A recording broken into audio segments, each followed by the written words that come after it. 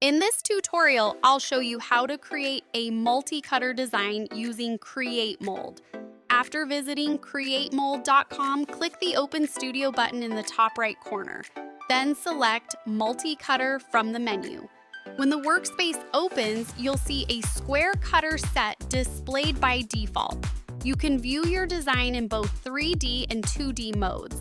From the Shape Type section on the right-hand side, you can choose from several different cutter shapes. For this tutorial, I'll continue with the square cutter. Let's quickly take a look at the other settings. You can choose how many cutters you want from left to right, as well as how many cutters you want from top to bottom.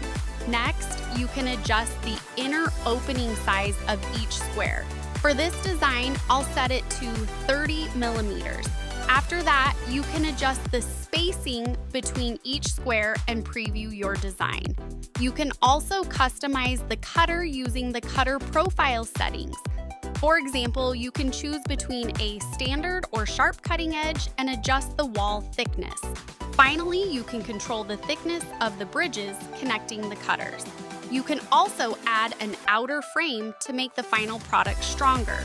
To do this, simply customize the settings under the connector section and complete your design. Once everything is ready, click the Generate STL button to download the STL file to your computer. Your 3D multi-cutter design is now ready.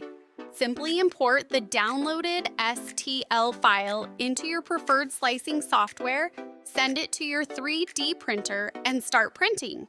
Thanks for watching. Please don't forget to visit CreateMold.com.